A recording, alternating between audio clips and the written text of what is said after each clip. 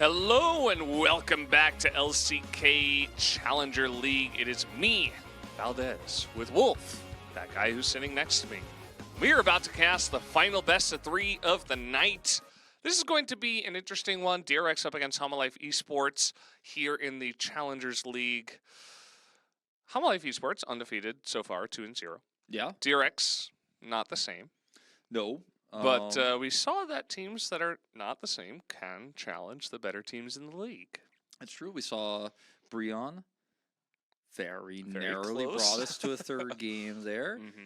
We have seen DRX play against some tougher opponents like D+, Kia, which did not go well for them, even though they're a very strong team. Actually, no, they lost to Nongshim, in fact. I'm trying to find the schedule again. Yeah, I had it here just one second ago. There are 20 teams and that now we commentate, believe it or not. It has disappeared into the abyss. Okay, here we go. It was Nongshim they lost to, wasn't it? 2-0 to Nongshim. They lost, and they defeated Gen.G Global Academy 2-0 during the co-streaming matches that were on Thursday. Yes. That was the match where... No, never mind. Sorry. I was thinking of a different game. Sorry. You're like, that's where... No, there was a Hanwha that's where game. Phoenix got the entry and shit. No, it's a different game. Yeah, sorry. I was thinking about the game Hanwha played. Hanwha's Challengers team played Jin support, but that was not. Wait, Astro and Nautilus figured out our secret. We're sitting in boxes right now. How did he know? Oh, in boxers. Yeah. Yeah, no, we don't wear my pants box on this. pivots. No, yeah, we're. What's the point of wearing pants? I mean, what? Nobody can see what's down here. Keep it hidden. That's what this desk is for. How can I tap the top of the desk unseen and you guys can hear it? All right, so the reason why we're waffling on here a little bit is because we have another slight, hopefully, fingers crossed, everybody. Let's hold hands together. And so the reason why we have a delay is because there's an audio problem, hopefully slight delay. I believe it's on the Hanwha side, if I'm not mistaken, but we don't know if it's the same sort of audio problem as last time. I don't know if any of these players are playing online. I don't think so. I'm not. We haven't heard anything about that, so probably not. Not aware of it. This paper is not useful. Remove the paper. Cover the Brendan sucks on that's what I needed to do. It was starting to bother me. Yeah. So, how's everybody doing at home? I see the Shrek in the chat. How's everybody doing? There's a Shrek. Why is there a Shrek? Gatorand, what have you done? Excuse me. We do have some Satab fans here in the studio. So I'm going to keep going to watch until Satab gets POG. But then laughs and then shakes her head. No, maybe she's not. Ooh, a key player matchup. That's key position. Come on, Wolf, get it together. All right, so it's Pleta versus Lure in the key player or the key position here.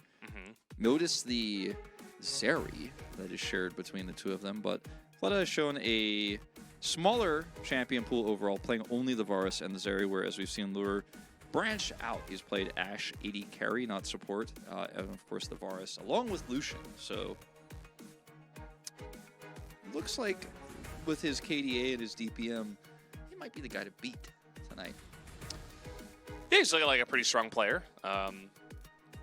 Certainly, Pleta's going to have to do some work to catch up to that. The Varus seems to be working out for him. The Varus has been working a bit tonight. Not 100% for sure, but yeah, we saw Gamin unfortunately take a loss on that in just our last game. That was about 40 minutes ago-ish, if you were watching. Some more fans. Yep. Please give a win as a Lunar New Year present. Yep. There's a lot breaking down here. 2 years since Clarion Pleta's debut. Sitab, 1 year since his debut. Congratulations. Setab, man, he's gotten all the fans, and then Clear fan on the right side there as well. All of the fan signs. We got a lot of DRX fans here at the arena this evening. It is a very cold night in Seoul. Not as cold as it's going to be tomorrow. Good luck, Chronicler and Atlas. But it's also going to be. I'm not going to leave my house. Ow. It's going to be a series where I think that the way that this goes is based on how DRX's performance is against a team that's already proven itself, and as we even have Hanwha fans here too. A team that's proven themselves across multiple bottom lanes is what I was going to say. With the HLE bottom side, we've seen so much more flexibility. And that doesn't mean necessarily DRX are reliant on the Varus or Zeri. Like, oh, if we're playing red side, we're Zeri every game. We're playing blue side, we're playing Varus every game. But they might actually have to branch out here depending on the bans. Yeah, definitely could be the case. As I like how the fans are like, oh yeah, we're off camera, and they put the signs down early, and it's like, no, you're not. We can still see you. Yeah. Get owned. Damwon Kia does not play in this league. YouTube chatter. But I have a feeling if you're here for Damwon Kia, you might never see them again. You might be interested in another team called D+ Kia. Yeah, they're pretty good. They are very strong, and they will be playing tomorrow. That is a match you do not want to miss. Let me just, while we're here, you guys are waiting for DRX versus Helmet Life Esports, but let's talk about tomorrow as well, because the action never stops. We will have two other casters chained here to the chairs. Let's see who it is. It is D+ up against Gen.G Global Academy, and then, of course, T1 up against Nongshim. Should be a pretty T1 fun Nongshim day. is don't miss that one. Don't miss this one either. You're already here, so you're not going to miss it. Who would leave now except some crazy Damwon Kia fan? That team doesn't even exist anymore. He doesn't even know I'm talking about him because he's out. He left. Why they dress like Ron Burgundy Anchorman? It's like they've never seen a person in a suit before. DRX versus Helmet Life Esports. Man, YouTube chat just hits differently. I swear. Chat, man, it's just a totally different beast. I can't even begin to describe it. All right, so this is the roster of DRX. Obviously, we talked about it a little bit, or chronically talked about it a little bit last week.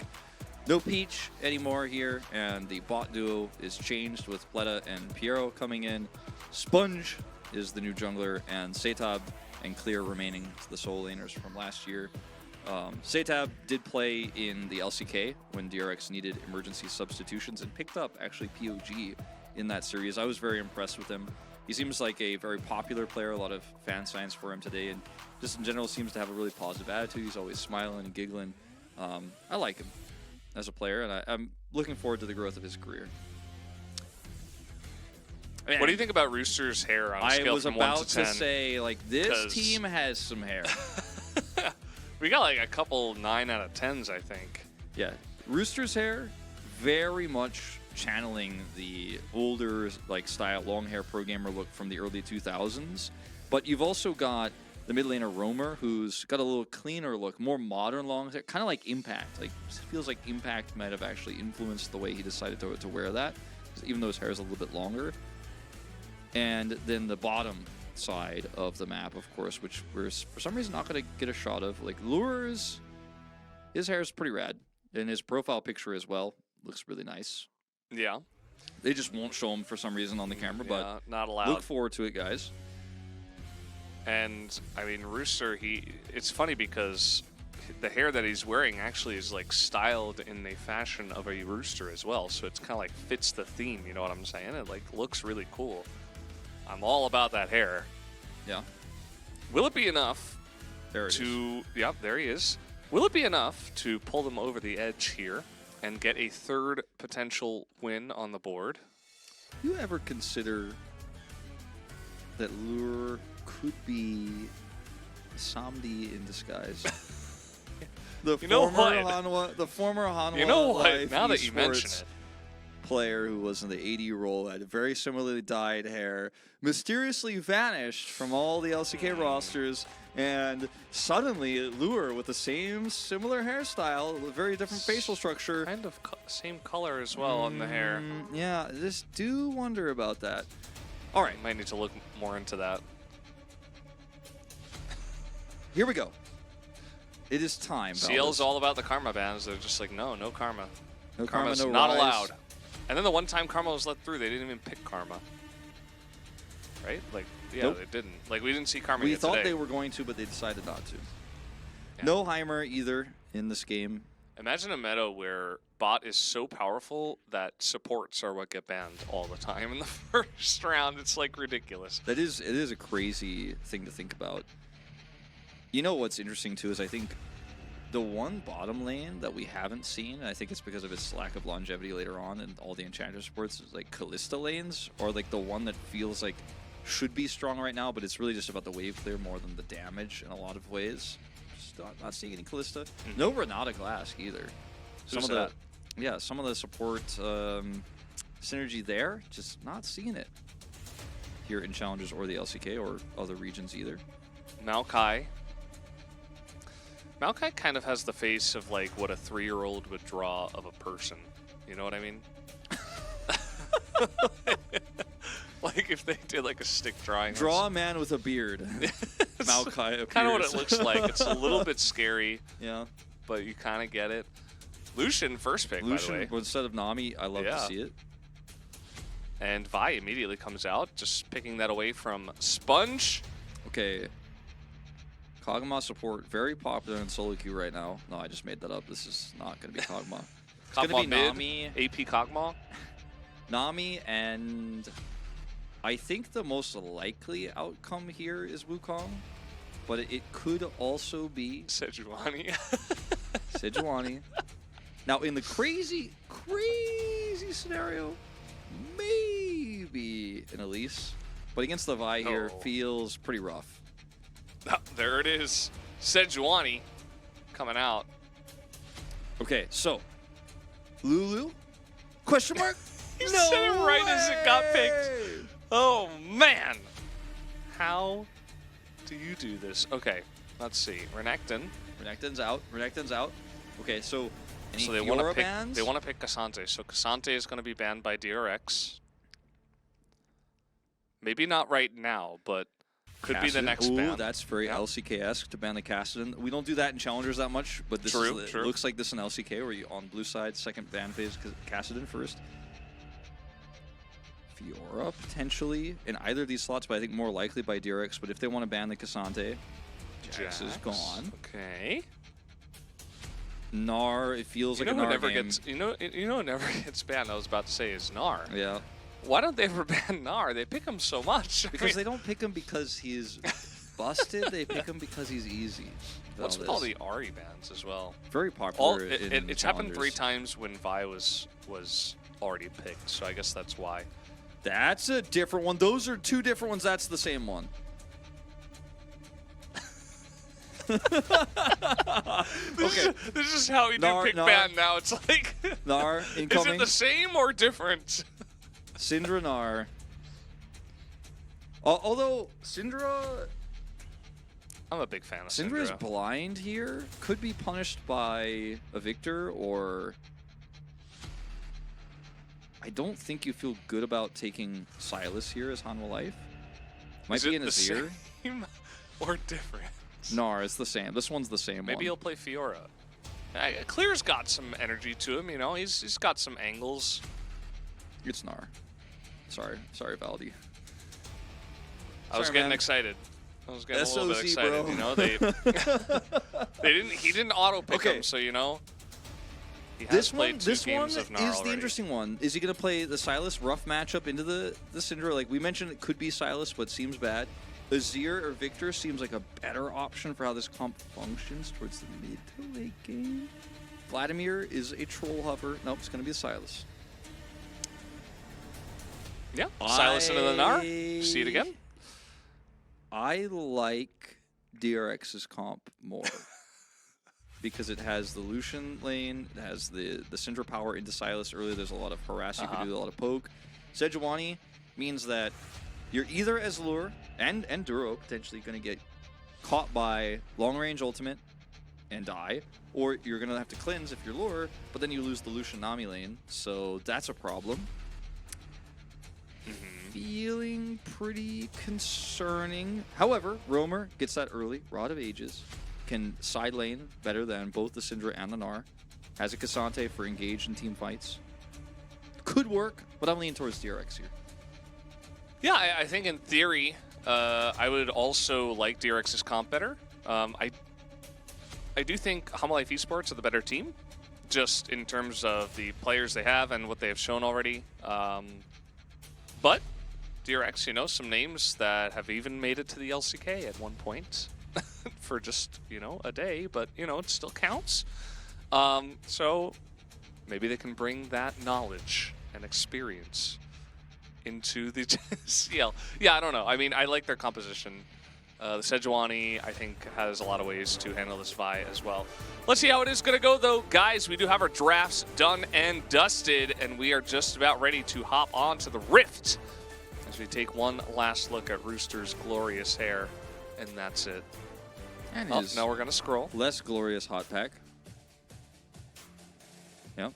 There we go. Very slow Another pan. set Okay, of we only long saw hair. 3 of them. Yeah, I think they're kind of on to the Somdi imposter thing, and they're really careful about how much they show him. You paid them off. Yeah. All right, guys, here we go. We're jumping onto the Rift for Game 1, Match 13.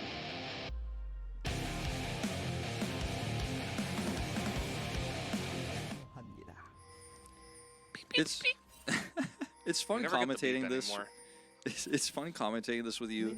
For those who have watched me commentate Overwatch and League of Legends, like the 2 games I've obviously most recently commentated, and when I say League of Legends, I mean LCK because this is also League of Legends, but you know that I'm a overall very serious commentator. Like, I focus pretty analytically. I don't make a lot of jokes because I'm not very funny. Sorry, rip you guys while I'm on Challengers, but Get wrecked. it's a very different vibe for me, you know, and we're having a lot of fun, and it makes me smile because I normally don't. I haven't been doing like kind of chill casting like this since StarCraft 2. I feel like, so I'm happy for it. Yeah. Feeling the good vibes. Yeah. Feeling the positive Challenger League energy from our wonderful chatters and from our wonderful players. Roamer. He's going to ward. And a little bit of 2v2 action on the bottom side. Nice little chunk onto Duro. But, of course, double pot start. Just, you know, a little bit of extra poke. Force Duro to use that pot early. Yeah. It's going to be a nice little edge here. And hits him again. Nami's so annoying. Nami was just built for this lane. Like, in this matchup especially, too. Like, when you think about all the things that Nami does, with Illusion and how, as you get level 3, you can really just absolutely dunk on people. But even at level 1, you're like, oh, Lulu, you wanted to trade? Well, I just heal that and also do damage to you. And my Lucian, when he hits level 2, he's going to actually do it after the health bar in 2 moves. I started watching LCK because Wolf joined the LCK, and he was my favorite owl caster. Oh, that's very nice. I hope you stuck around for the LCK after that, because the LCK is awesome too, but thanks for your support. No, I only stuck around for Wolf. Pay attention. Yeah, we're just, we're sitting here. We've seen a lot of, you know, we talked about this before, where the mid-jungle feels very important just because the jungle likes to spend a lot of time on the bottom side but can't always look for angles there. And then the mid lane kind of has gotten more important as this meta has gotten more and more figured out. So getting those early ganks, getting your mid lane ahead can be huge for potential mid-game, like side lane pushes and getting a lot of map control and stuff like that. Take a look at this. Pleta dashed into Lure, and Lure dashed into Pleta. He's like, yeah, you want to go? Yeah. Let's go. The problem with this is actually, I think this favors Pleta, because this is barrier down for Lure, and even though he got a good trade now, and he's probably going to get an early back from this, it's going to get really nasty the next time they exchange with each other. But they're trying to set up for this Guwon rotation over. They are really trying to bait it, but it's not going to happen. Our sound came back. Oh, there it's you been go. good for you guys the whole time, but we got quiet there for a little bit. Yeah, it's much happier now. Big fan of Roamer's movement. This is what you love out of some of the challenger players. This ward is so good. So they can kind of like pretend that they don't see him, but actually they do. They know he's in that brush right now, or he's moving away at this moment in time. He's just going to drop his own ward, keep his bottom lane safe. As okay, gonna little whip action in the mid lane. But again, Roamer's movement, very, very strong. I think that's really going to benefit him here against the Syndra, who is entirely skill shot based champion. Yeah. Just not going to get the flash, unfortunately, but pushing the Sylas out of lane, especially with the build he's gone for. He went Dematerializer, or the runes he's gone for. We've seen this build a lot for the rush to Rod of Ages, where you go Dematerializer and First Strike, and often Magical Footwear, and just try to get that one out as fast as possible without that interruption of the boots. And if you get ahead by any means in this lane, even if it's into a Syndra, like if it's into a Zir, like the early parts can be you can struggle. But if Guwon gets Roamer ahead, it becomes very easy for him to rush that item. As I was talking barrierless, yeah, it's got to be kind of nasty down here because they know you don't have barrier. Kit's fully online. Barrierless. Barrierless, man. It sounds like some kind of speed run. Like, yeah, I did the LCK barrierless in 36 minutes. Yeah, well, that's Def's new run is trying to get World Championship barrelless. We'll see if it happens. Still not. He's not got out a on pretty it good yet. shot, yeah. Someone in chat was asking where Barrel is. Seem a bit lost, but I'm glad you found us. Was it YouTube chat? Yes. It was YouTube chat. Of course it was YouTube chat. Yeah, so Roamer's been around for a long time in Challengers. He, I believe, joined in 2021. And he's been on a few different rosters, and he's very, I'd say, middling based on what I've seen from him and what Chronicler said about him, but he won't be roaming very much in this matchup in the early game, despite his name, because the Syndra is just constantly perma-pushing him in. Yeah. Dematerializer helps a little bit, but it's still a rough time. Yeah, it's definitely very annoying to play into the Syndra as melee in general, but a lot of the times Sylas can stick around for a long time with enough sustain to kind of like outlast the Syndra just because she'll like Runs out of mana. kind of run out of mana and stuff like that. But Saintap's doing a good job of just poking just enough and using his mana kind of to push the lane and keep priority rather than anything else. Homolife Esports, very early Drake here. 6.5 minutes already they pick up the first Infernal as Sponge was busy doing the top Rift Scuttler. Yeah, he's going to try to take this red buff to make it a trade. The timing of this is going to just potentially barely work out here because he has his smite. As Guwon's coming over, he pulls it left here, has a control ward. He should be able to smite this. Uh-oh. Oh. Nope. Thanks for the leash. Denied. Well, thank you for the control ward and the leash. Sponge is coming back. Oh, no. And then leaving. And then checking. Oh, the Korean commentators, I can hear them from here. Them through the wall. Oh, very sad. Tragic. So Sponge, he got the Rift Scuttler while Guwon got the Drake, and then he wasted a bunch of time trying to steal red buff for nothing, and Guwon did not lose any time. So definitely Guwon going to be feeling pretty good about his position for the situation here in this game. This is what I was talking about. Level 6, Vi, the jungler, trying to group up with his mid laner to make a gank happen, but not meant to be. If he gets this right as Rift Herald is spawning, it's so amazing too. Lure and Duro. Just send it. Nah. Okay, Lure and Duro don't have any information on whether Pleta and Puro are staying here or not. They're just going to hide in this brush and make it seem like they're rotating up. This is actually really smart because we often see, a little bit too early, but we do often see the Zeri players lose a lot of potential CS when they don't intend to actually fight. But I think this comp can fight for Herald. Like, it has a Sylas in it, it's level 6 Vi, and the lane state for the Cassante is actually much better than average for what we've seen. We actually usually see the Nars having a little bit more control at this stage. So Zeri was definitely thinking like, all right, we can win this. I want to rotate up, and if I can get some extra gold from the fight itself, it's going to be amazing. So they wanted to hide, push lane in, grab some plates, and or force Zeri to stay here so they could actually contest otherwise. And that's what's going to actually happen in reality is Lure does stay alone. Now you see Duro is kind of awkwardly trying to find something, clear some vision here. It's not a great cross map to play here, and they're losing control of the Herald.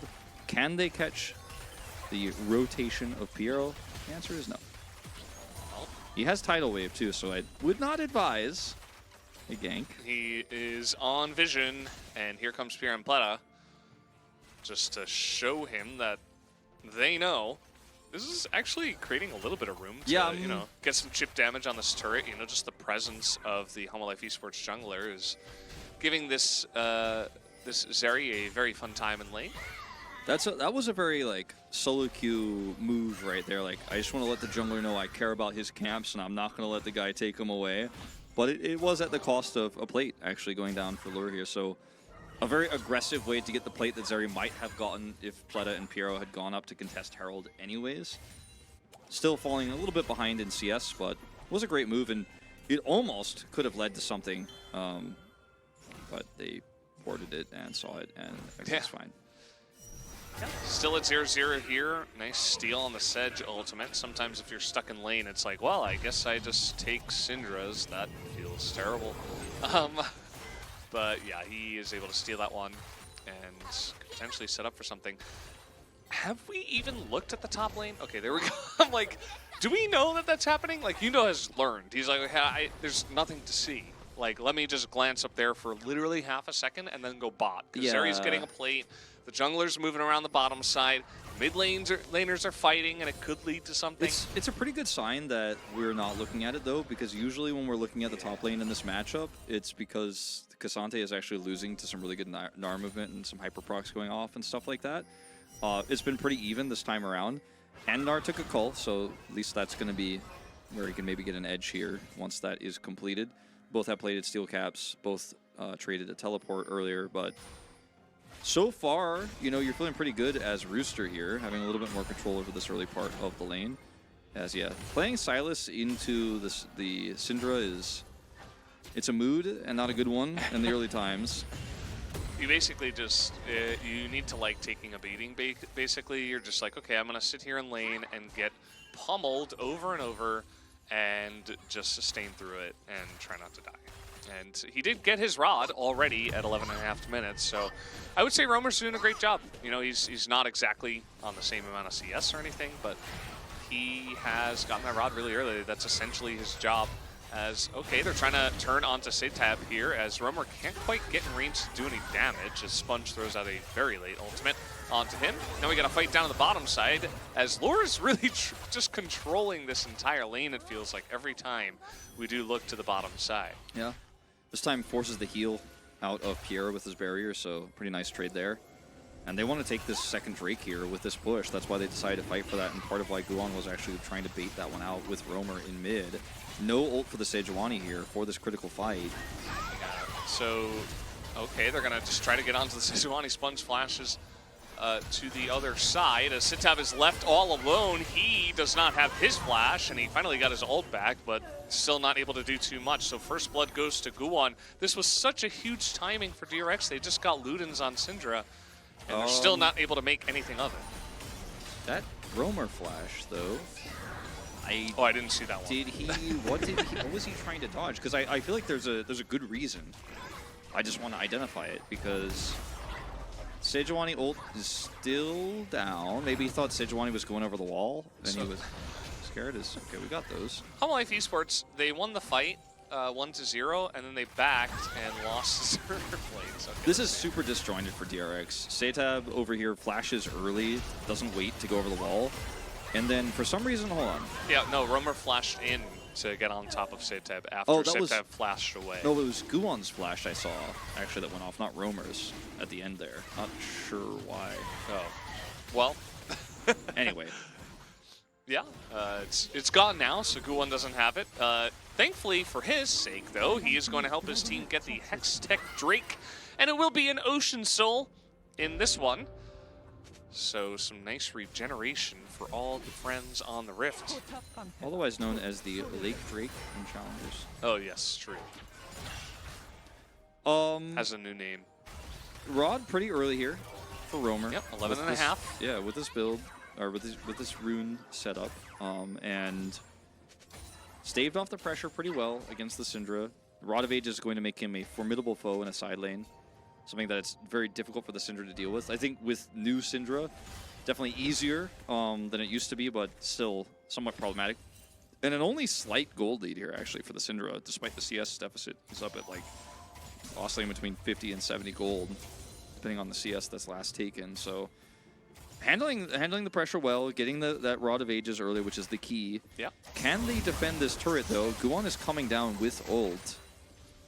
Sponge also here. The bottom lane returning to its original best form, a 3v3 Twisted Tree line. It is all you need it to be. Just leave your junglers down on the bottom side. They don't need farm. It's fine. Just help out your Zeri. But yeah, this is looking a little bit unlikely that they do hold on to this. Although DRX do back away. A little push here from Roamer actually into a Syndra is quite interesting. As he's able to get first roam, and I think that's part of why they do back away. Meanwhile, on the top side, yeah, this is they don't know where Roamer is, and I think they're getting a lot of value out of this. Yeah, this is actually starting to become a bit of a problem here for Cleaver. His cull is going to finish right now, so he's picking up that extra money. But, I mean, Rooster already has his gauntlet online, and I wonder now for Hanwha Life Esports how comfortable you feel to actually look for some real big skirmish fights, because you're looking at Kasante's ready to fight. Guon has his mythic, right? Or not his mythic, his first item, excuse me. You have Rod of Ages on the Sylas, who's starting to get further ahead and can start to side lane a little bit better. Zeri, right now, only 400 gold behind. Like, it's not that significant, the lead that Lucian has. And for this second Herald, I think as Hanwha Life Esports is realistic here, especially with the Sejuani ult stolen, to control this choke point and fight, and I think DRX know it. And this is a really scary moment for DRX, considering that they have the Lucian comp, they have the Syndra that likes to skirmish, they have the Sejuani, and yet the spikes that are being hit here for Hanwha Life Esports, plus the 2 Elemental Drakes, means that they're just walking right up to this and come at me, DRX.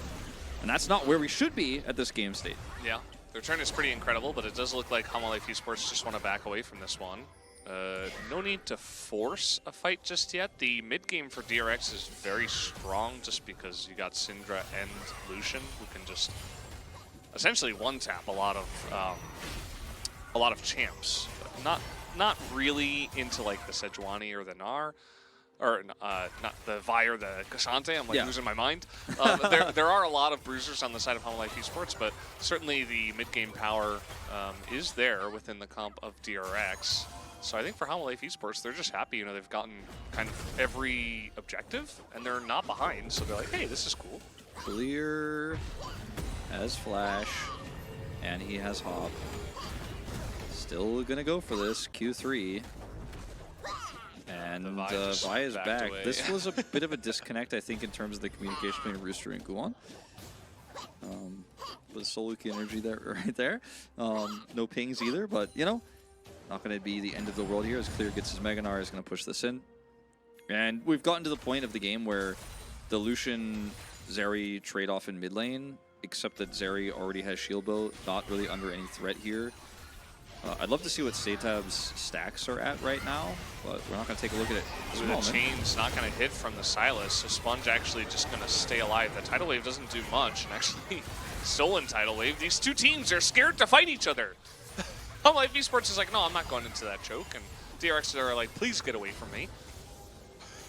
Yeah, it's really interesting how DRX just can't seem to group properly to actually look for a setup fight, because I think their comp is better at fighting at this stage of the game normally, or, you know, I'd say like maybe 3 minutes ago, where we are quickly passing that point of the spike for DRX with the early Gale Force and stuff like that. But they're just not actually properly set up to make it happen. TP going to be forced, though. Yeah, you see Rooster. It seemed like he really wanted some kind of angle here. He's still kind of hoping for one. Clear's about to hit Mega Gnar, though. So not sure if this is exactly the timing they're looking for. Good timing for Clear to just hold this, not attack anything, just wait for the Mega Gnar potentially, as he is going to be spotted with a scanner over the wall. And the Ocean Drake is alive. Oh, this is so scary. The Sylas with Flash Gnar. Have to respect it. Oh no, better Gnar. We've seen this one before. Okay, they're just going to try to force this turret down while Roamer's on the other side, blocking them out from the Drake. No minion wave here, really, though. Okay, charge.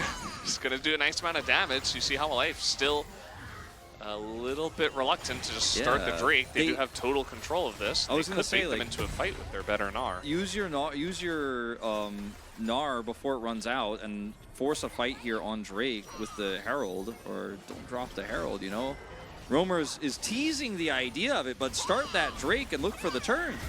All right, well, they finally did that. Rooster gets in front of his Lulu. That was very cute. Actually is able to save him as the turret goes down somewhere. And a lot of damage done to the members of Life Esports. So, again, it's just the one solo Ocean Drake, so they're just going to let this one go. As you were mentioning, Wolf, they had a lot of opportunities to like really bait them into a fight, try to pull them in, but it's almost like they're playing a bit scared. They're like, I'm not sure if this is the right play, if we should go for this, if we should take this objective. I think the volatility of how these comps go, like how quickly you can really fall off a cliff if you fall behind, as DRX especially, is what's keeping them back. Although I think they should be looking for more opportunities, or should have, and now that point, like I mentioned before, is kind of past. It's not impossible to win fights here, but you need to have good CCs up. You need to catch somebody with a Sejuani ult, or you need to have a Lucian in position to actually Gale Force forward after the dash with this rapid fire cannon now. You know, or Clear needs to be on a flank angle, building Gnar in a side lane, which he hasn't really had the freedom to do. Rooster is actually controlling this so well. It's been rare we've actually seen Cassante really kind of bully a Gnar like this, and I'm not talking like he's crushing him, he's up 3 kills or something, but he's actually handling the Gnar in sides. He's actually pushing the Gnar into turret very freely. So for DRX, how do you get that Gnar into position right now? It's very awkward, right? And we see the Cleaver first here for the Gnar as well. He does have that online now. But Life Esports are like, I don't want to start a fight up because we're in such a safe spot and our comp scales really well, and we have Rod of Ages coming online. Roamer's going to be hitting 16, significantly ahead of Satab, so we'll let this Drake go because we have a nice amount of control over this game, and we just, like, being even in gold is massive for them, so why risk throwing it all away when you could just be on your way to another Zarya item, that side laning Sylas, who's just going to be able to sit out here freely and push these turrets in. So we do have level 14 here for the Sylas. Looks like his rod just finished loading up. So he has hit level 14. He is getting so close to that level 16 power spike. This is such a crazy potential dive here. Yeah, they were looking for this one, as the Scout of the Week there is going to actually stop Guan from really getting in. And it kind of looks like halfway through that, Life Esports, again, they're like, you know what, never mind. We're just going to scale. I'd rather not fight you here. We're just going to threaten it. Maybe we'll get the TP from Clear, which they did. They force him to get out of the side lane, and they buy themselves some more time. Yep, more time bought. And the Sylas going to be hitting 15 soon. We're getting close to like a sub 25 minute 16 Sylas, which is the new way. It's the new normal. I hate when people say new normal. It makes me just feel really sad. Like, it's going to be bad now. I'm like, no, don't say that. Like, we could accept that things have changed, but don't call it the new normal. I just don't like that term. I don't know why I said that. But anyway. Let's just turn this into Wolf's Rant podcast. I like that. I mean, it is 1-0 in a Challengers game, 22.5 minutes in. Okay. Satab might die here. He's going to wait maybe for a scatter. Doesn't use the scatter. Didn't look TP like it, at least. committed. I think even he is TP? done so. Like, what? I don't even think they needed the TP, but Rooster says, I want to be part of the action. I'm getting a little bit bored, and then Vice steals the kill. Look at the rotation up here from Clear. They're going to try to turn this into a Baron play. That's why they committed the TP. Actually, a really good read from Clear. He realizes this immediately, doesn't actually try to side lane, doesn't have TP, just runs over here. Is building a little bit of Gnar bar, so he's going to have the timing for this. but they don't really have enough damage in this fight, I don't think, at this stage. Hey, Gnar stolen. Yeah. I think DRX have to back out of this. Are they really going to fight into the Gnar? I mean, Romer is going really far. He's like... But he's winning this okay, for them. yeah, actually, he's just going to pull them away. He's Makes like, sense. chase me all the way through my turret if you want, but the Baron is ours. That was actually, I think, played very well by both teams. You know, the quick reaction from Clear, he runs right over while managing his Gnar bar so he can come over and look for the turn. Problem is, better Gnar on the other side, who now has his Zonias. So just let that sink in for a minute, esports fans. And he just decides, okay, I could pull this Gnar away, and there's nothing they can do. And if everyone collapses onto Romer, then he just ults all of them, and the Baron is just kind of checkmated at that point. So do I want to blame Satab for this? No, but his aggressive side lane, which we talked about from the beginning of how, yeah, he bullies in lane, but didn't get that far ahead. The Sylas will crush him and has a lot of friends who can back up that type of pressure in a lane. Super Bowl, TP comes in, bam. That's the Baron early here for Hanwha Esports without a fight. Looking very good for them right now. 3,000 gold ahead with the scaling Zeri. Yeah, they're feeling pretty good about their chances. I mean, there's still a lot of ways for DRX to click a couple buttons and force a fight in their favor. We've seen this happen in the Challengers League here where, you know, one guy oversteps, he kind of gets burst down. They still have Gnar, they have Syndra Scout of the Week, they have a Sejuani ultimate. They still have Lucian, who can do a crazy amount of burst damage as the game comes along, so there are ways. But again, you know, the scaling, as we have mentioned multiple times with all of the time we have had in this one, in the favor of Hanwha Esports, as they are going to go for this Ocean Drake. Sponge is knocked in way into the team, can't do anything, actually gets thrown over the wall here, and the Cinder's left with no front line. Sponge doesn't die somehow, but it doesn't quite matter because everybody else on the side of Hanwha Esports was just so safe the entire time, while one by one the members of DRX got picked off. The Sylas pick here just... Valdez, I feel like I'm watching last year again as Piero, he dies. You remember last season when Sylas was a niche pick at first? And everyone's like, ooh, this is pretty good. Like, pretty good into Azir. It was like Azir every game. Corki got nerfed. And it was like, okay, Corki Azir. Corki gets nerfed. Azir every game. And then some bright mind, and I don't know who came up with the first like idea of like, you know, I think Sylas might be viable. Might have been Showmaker. But starts coming through. We see Vikla play it a lot. We see a bunch of players pick it up. And then it becomes this perma-prio champion in our previous Zeri meta. And now here we are again, where Sylas just so difficult to kill, could steal so many critical ultimates in a fight like this. And Zeri, untouched. Clear tries, man. I mean, he tries his best, but... He got her alone, and that was like, okay, I guess I'm just dead. There's just too much of a front line here with this Sylas pick, and now he's got Rod of Ages. Remember when Sylas, like, literally 2 days ago, we were like, oh yeah, like, Sylas should see a little bit more play, maybe. And now, in Challengers and in the LCK, to a certain extent, like, feels perma-picked, and it's like everybody learned a different version of why Sylas was good in Zeri meta this year. History repeats itself. Crazy. Yeah. Hanwha Esports' playstyle is very interesting because it's totally different from what we've been watching. It feels relatively clean. It's almost like as a team they've made a decision like, no, we're not just gonna go crazy and play the Challenger League meta. We're like gonna play to our win conditions, try to make as little mistakes as possible, avoid a lot of fights where a lot of people could probably have pressed buttons and just out-skilled their opponents and maybe still won. But Hanwha Esports didn't really do any of that. They're like, no, we'll just wait. We'll just wait until the enemy team makes a mistake. We'll catch Satab in the side lane alone and then get a Baron off of it. Like, that's the second kill in the game. They got Baron off of the second kill in the game, 25 minutes in. It's a very interesting style, and it feels very suffocating. It feels like DRX didn't really know what to do against it. They didn't force any fights themselves either with their power spikes. Exactly, that's what I was saying earlier. I think DRX needed to hit the Gale Force spike and look for fights with Syndra, even if she didn't have her Ludens yet, which I don't think she did at that stage. And we could have actually looked to contest, but they were like, ooh, this is too scary. This is Sylas. He's very tanky. We don't have control. He's got Gnar ult. You know, there are a lot of problems with giving Silas this much power, which is why we don't see Gnar in a lot of Silas metas. Uh-oh, no charge up here from the Vi, but Guwon's just gonna go in, and Zeri is already huge. He has the IE completed, and Clear just has to Gnar backwards just to try to get some room for his team, and they are just left to the hungry wolf. That is Zeri, not my co-caster. As, yeah, that's 3 free kills, essentially. They tried to go in onto the Vi, and a super clean turn from Hamalife Esports. This team is looking great. Yeah. I'm also not hungry. I just had half a pizza shared with Valdez. Don't worry. We had a little pizza to break. Thanks, WDG, for the pizza. Very nice. These fights that seem...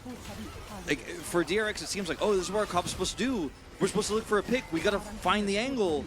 It's just so frustrating when you come up with nothing, you end up hitting a target that is just going to tank through it. Like, Guwon just instantly pops his Radiant Virtue and then stopwatches, and the rest of the team gets value from the Radiant Virtue, and he sits there, and your Zeri is scaled. Like, look at this from Sponge. He's like, I just need any target possible. Positioning, by the way, for Guwon here prevents that angle from hitting Lure, who then dodges the tidal wave, ults through, and is just speed skating. He's got that buff from the Radiant Virtue. Lucian died so fast. Yeah. And I don't even think Setap was there. I mean, he got there, but it seemed a bit late. Like, he wasn't able to do anything. At this point, the Syndra is like, I don't know, it's like your little 5-year-old cousin is trying to slap your arm or something. Like, it barely does anything compared to the Zeri at this point in the game. Well, there's so many threats for the Lucian too, because okay, I'm gonna hold that thought.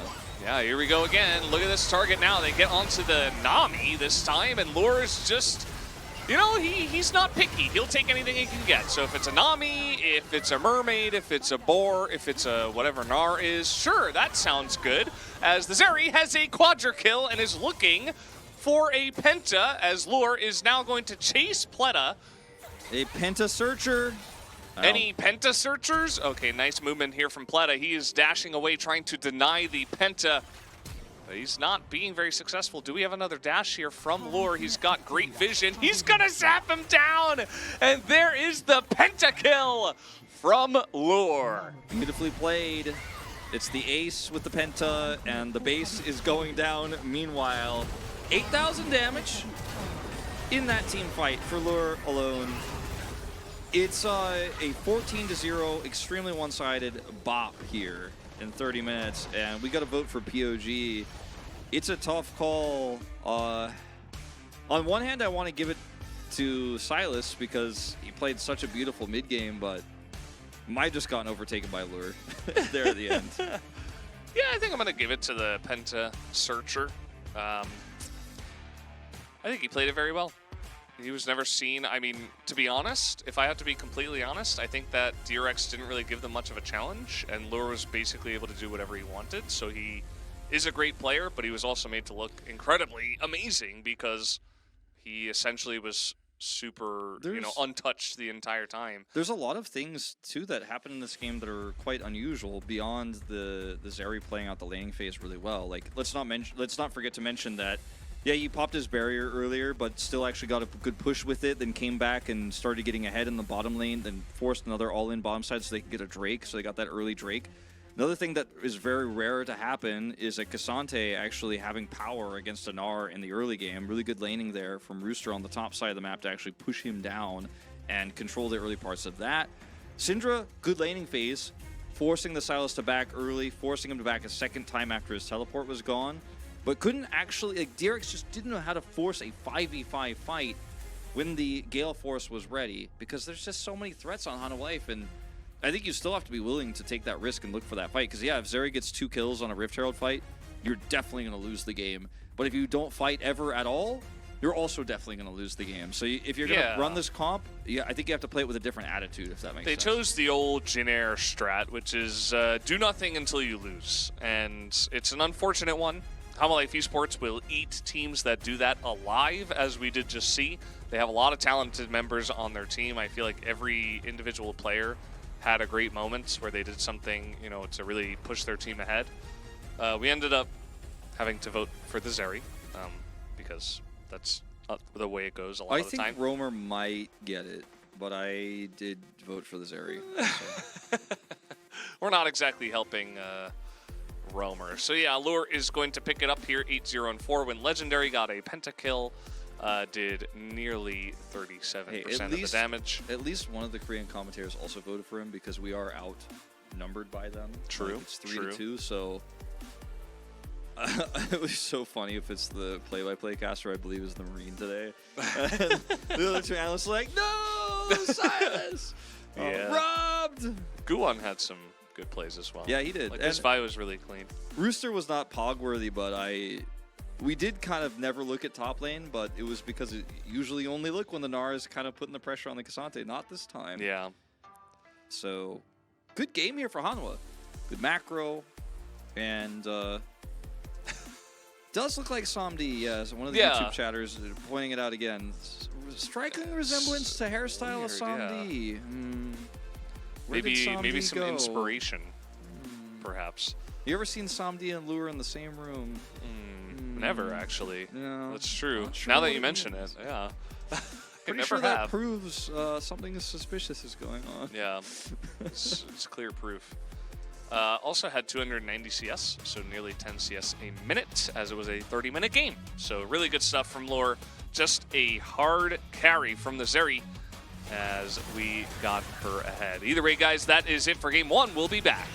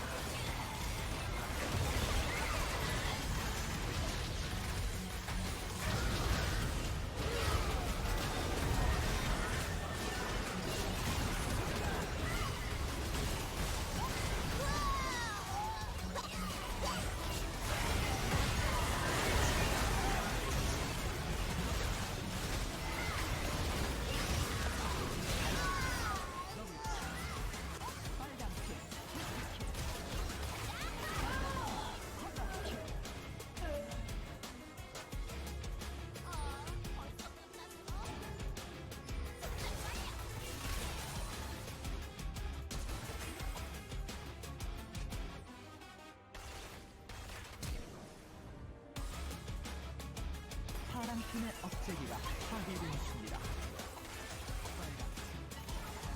포탑이 파괴되었습니다. 파랑팀의 포탑이 파괴되었습니다.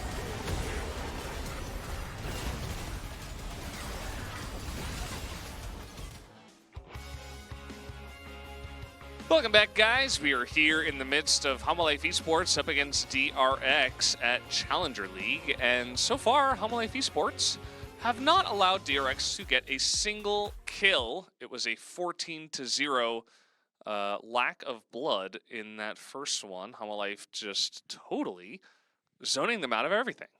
I hope we see some changes in the draft. I still think that... Well, here's the thing. If DRX is going to play like they just did... I had a thought. If they're going to play like they just did, I would expect that they will probably want red side, right? Like they will probably want to play the Zeri comp, the more scaling comp, and not pick blue side. I think if they've identified the same problems that we in the chat and probably the Korean commentators identified about them not hitting their spikes, Yeah. if they also see this, I would say pick red side. Like play not to your weaknesses. We'll see if their strengths are on the red side or not, but I expect, however, Valdez, that they will pick blue side and draft this way again. Because that's what they prepared for today, and it's hard to completely shift gears in the middle of a best of three when you're this young. And yes, this roster does have a lot of experience. Some of these players way more experience than a lot of Challengers players, even on the other side. But time will tell. We're still waiting on word for whether or not we are which side we're going to. Yeah, I think I would have to say blue. I think I have to say I would have This to. kind of feels like a guess salty blue. run back because I think DRX are a smart enough team to be like, okay, we know what went wrong. We're gonna change that. We're gonna mix it up. Like we're gonna pick the same comp, except this time we're gonna play Victor instead of Syndra or something like that. You know, DRX Selected. blue. Side. We called it. We called it. Although we don't agree with it, we called it. But like I said, this is what you prepared, and I think the run back is coming. I think the draft will look Just a almost little the bit, same. you know, a little bit of a run back. Who's your favorite chat? My favorite chat is MySpace chat. Xfire. Facebook chat gets a solid like second place. Xfire was always my. Did you ever use Xfire chat? No. Ahead of its time. No, I have not. It was basically Steam chat. You know how Steam tells you like Yeah. what game you're playing and stuff. You can message anybody. It's like that, but it tells you what. It's basically pre-Discord. It shows what game you're playing. You can message anyone, anything, and you do the same overlay thing like you did on Steam, but in any game. It just Xfire works for everything. I could message people while I was playing StarCraft. It was great. Cool. Now Discord exists, and I'm a boomer, and you know, people don't know what that is, but Yeah. AOL Instant Messenger, yeah. Says Penta for Lure.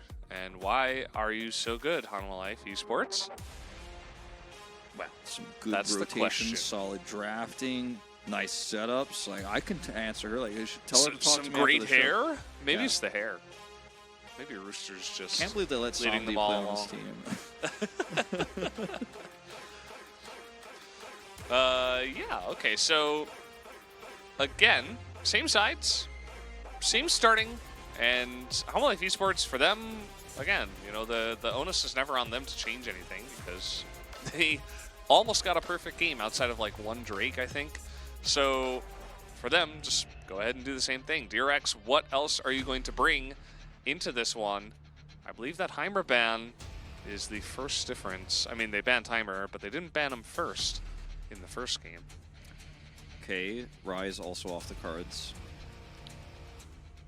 Now, if you want to run the Solution Nami back, you're going to leave the Zeri open, of course. Vi is banned this time around. That was pretty problematic for them, I think, especially with the Sylas, super empowered by Vi hovering around that lane. I think that we'll probably see a Sylas ban in the second ban phase if they really do run this draft back completely. It would be really funny if Han would just ban Lucian now, though, also, and they have to do something else. They could do a similar draft, of course, with the Varus, but I don't think they will. Maokai goes in this slot. True. Karma, though? Yeah, the Karma ban is back on the cards. Well, if you ban the Vi and the Karma, then Hanwha Life will probably take the Maokai for themselves if you do go for that Lucian or Nami first pick. Caitlyn has been left open, by the way, the entire day. Seems like Challenger League doesn't really want to play with the Caitlyn. Not too much. I think the power trough for Caitlyn in the mid game is where a lot of teams do struggle. So I think her power is just so insane versus Area right now that I think we should be seeing it more. But they'll actually take the Wukong, leaving the Maokai open here. Yeah. I have a feeling Sejuani coming through with the Nami. Which one first, though? Sejuani. Oh! I mean, the thing is, if you're not sure if you're going to lock in the Sejuani, you will put Nami up first and hover and spend this extra time to think about it. So I guess in that regard, that's what we're seeing. Zillion jungle. DRX really just said, Riot said all junglers are viable with the jungle pet. Yeah, sure. Zillion runs in really there. fast. No, it's Sejuani. And Lulu. Feels very good. Yep. So Alright, yeah, you were calling for the Sylas ban. I think Sylas ban here, or they need to change up the mid matchup because obviously the Sejuani or the Syndra, excuse me, didn't work out for them in those early team fights, and even though he laned well, he couldn't actually push that power into objectives. I think Hanwha Life Esports literally doesn't have to change anything else about this draft, though.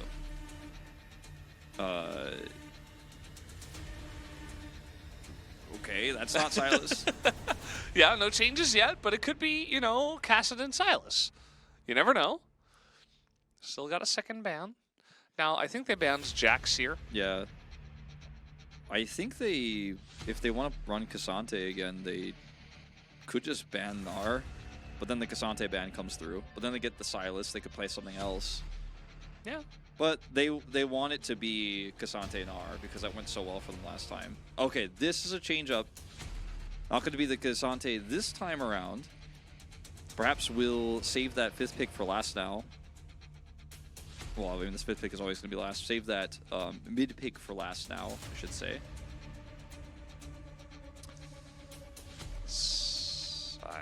Syndra. Ooh. This is a completely different look. I'm not sure how I feel about this just yet. I think it's a very risky blind pick right now into what DRX are running. Because now DRX can play Silas and feel very good about it. They can also play Azir here and feel very good about it, I think. They definitely have a lot of options. It does mean they will have to blind pick top, which is probably just going to be Gnar because it's the safest thing that's available here. It leaves a chance for Rooster potentially to be the carry, to pick something like a Fiora, like a Camille that can really put on the pressure in a side lane and make this a 4-1. But you don't necessarily have to do that, especially if you are running a Zeri composition. I like Camille for Rooster here a lot, especially because he has a Wukong with him. There's the Azir. So going for that rather than going for the Silas here. Gangplank is another really cool option here in terms of scaling aspects and having a big impact across the map, but fairly squishy. Yone. All right. Yone top. Didn't expect that one. I think the side laning power of Yone in this composition is his power is based upon his lead or lack thereof when we do get to that stage of the game, because Azir can beat a Yone in a side lane, especially if he's shadowed, if the Yone is having a bad game and is struggling, right? So Gnar can also handle him pretty well. I don't think On Life Esports is going to have a bad game, though. That's the thing. Yeah, they did look really dominant in the first game, so sometimes you see drafts like this and you're like, well, I guess maybe Rooster's just going to make it work. Some of the same reasons why DRX, I think, were really timid in fighting in Game 1 were because of the setups that On Life had with their draft, right? Where they had the Cassante with Prio top, they had a Silas that could, steal the Gnar ultimate away, made it very awkward to fight for those first few Heralds and Drakes. In a similar way, the Yone ultimate in the early game is super strong with Wukong's ult. Like, this is a tough comp to fight. And so, if you're thinking, oh yeah, I got the Lucian Nami, Gale Force Power Spike, Azir, we have a good team fight here, you may find yourself running into trouble because Sejuani, yeah, she's got a good ult here, but Gnar is reliant on his Gnar bar. Sejuani, outside of her ult, is going to probably never get into the backline, into that Wukong, the Syndra. Not going to be a fun time. Well, guys, it looks like we're just about ready to jump into this one. Should be absolutely a different look. Maybe could be more of a bloody one with some new champs. Yone back into the action up in the top side alongside of that Syndra in the mid lane here for Life Esports. So trying something new up against what they have shown on the side of DRX. Looks like we are just about to jump onto the Rift, guys. So here we go for game number 2.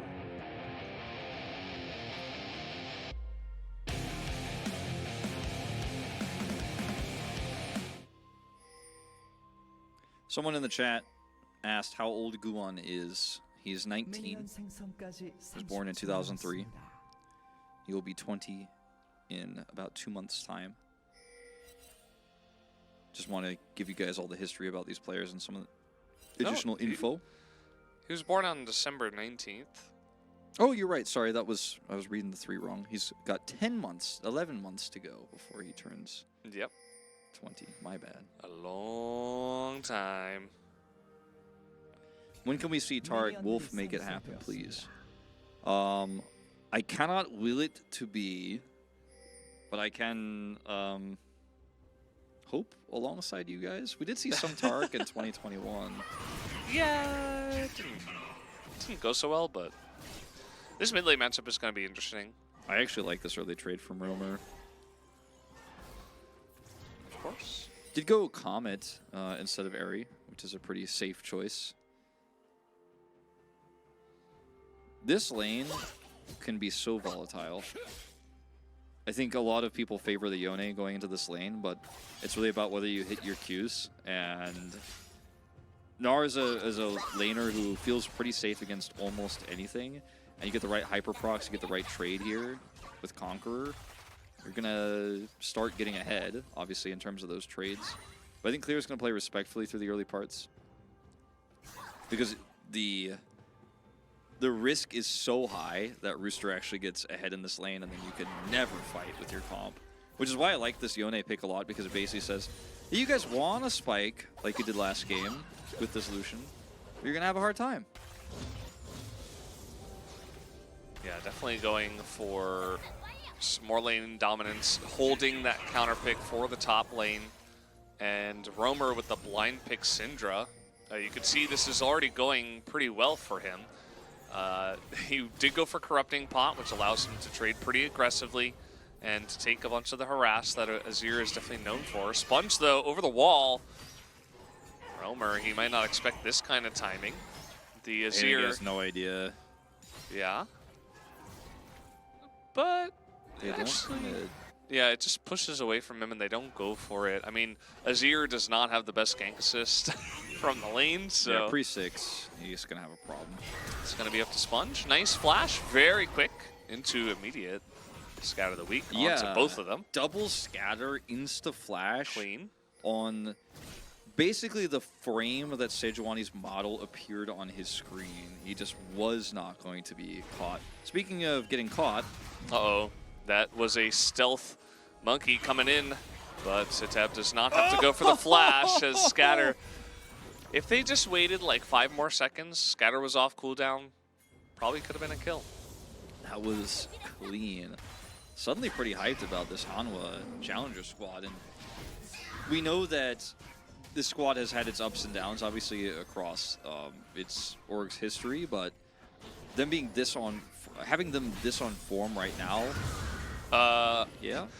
He whipped the blue buff out of the brush so that Guwon could smite it. He whipped it out of the brush. That is the result. This is this. Remember what happened to Clid? I don't want to see it again. Gnar is coming down. Yeah, this one should feel a bit better. It's probably going to have to be Guwon flashing. I don't think he's getting out of this, actually. He's not even going to flash. Trickster? Oh, there's no plant. Wait, why did he flash? He's never getting out of this. Yeah. Okay, well, Sponge is going to flash to follow, and it won't be the biggest deal, but certainly a deal. Well, it does cost Clear some CS, but it was a cannon wave, so not that much, actually. It's just not much of a trade-off here. Flash and dead. Could have just taken the small W, but he wanted to capitalize it.